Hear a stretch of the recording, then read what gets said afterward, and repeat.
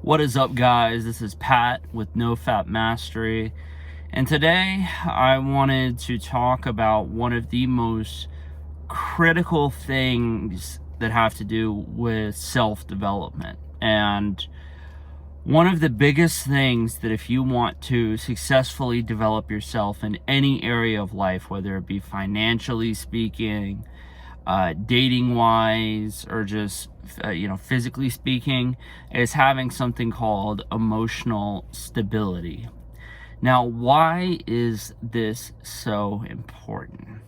So Thomas Edison had a saying that innovation is 1% inspiration, 99% perspiration. And so in my life, I've felt inspired at times, incredibly, but I didn't always follow through on my inspiration because I didn't build the work ethic and the character and the emotional stability to do so. So in my mind, the biggest thing with NoFap is, and I've talked about this in previous videos, definitely check some of those out, is emotional stability and emotional triggers are one of the biggest things that can get you off your NoFap path. You know, you can be thinking about that girl you have a crush on who is with somebody else. You could be thinking about, oh my gosh, I'm such and such age, I've been addicted to porn all these years, I'm never going to get out of this cycle, I'm never going to have a relationship. And negative thoughts can fuck you up just as much as anything else. Because if you give into those thoughts and you give into the emotion and you give into your weaker self, your emotional self, you're going to get knocked off course. That's one thing in my own personal life I've been having to crack down a lot recently is stress eating. You know, it's a real thing, but at the end of the day, if I want to have the body of my dreams, I can't just eat whatever I want whenever I want. And so emotional stability is essentially having your mentality intact even through stressful times, even through emotional times, even when things aren't going your way. And so for me, the biggest thing that has helped me gain more and more emotional stability is taking daily action on my long-term goals. So personally, right now, I'm working through my first book. I am a writer. And for me, I get my most confidence and I feel the best about myself the days where I put in 500 words, or I edit a couple pages, or, I work on that. When I'm working out, I feel better after I've worked out, even if I may not feel inspired to do it.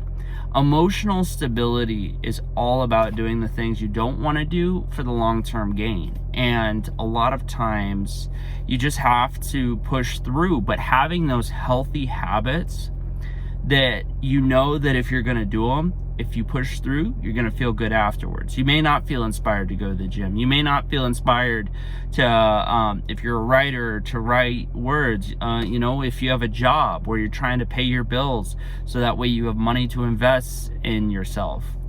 You may not feel like going to work. You may want to call out.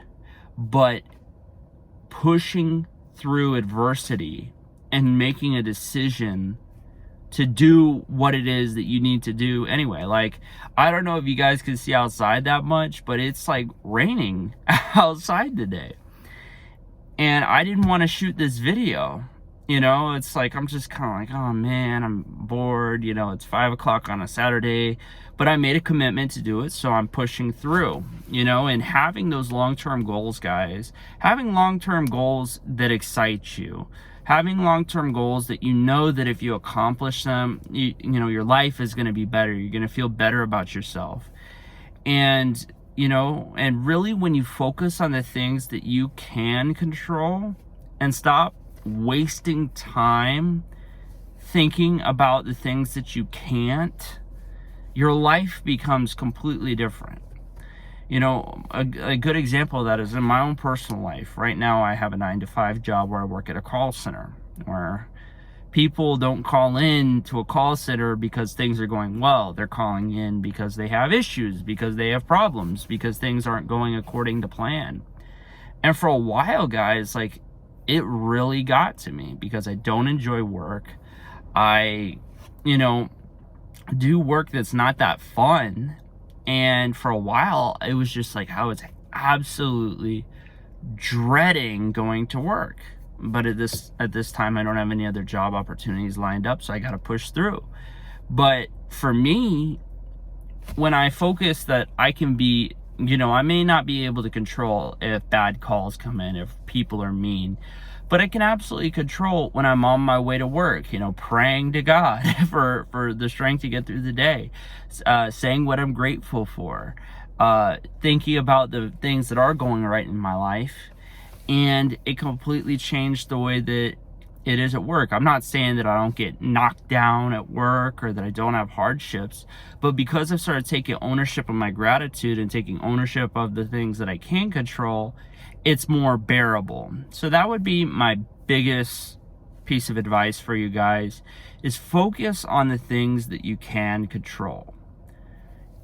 And also having those long-term goals and taking daily action towards them, because that's the biggest thing, guys. If, there's a prayer in the 12-step groups that absolutely rings true if you apply it, which is, Lord, grant me the serenity to accept the things I cannot change, the courage to change the things I can, and the wisdom to know the difference.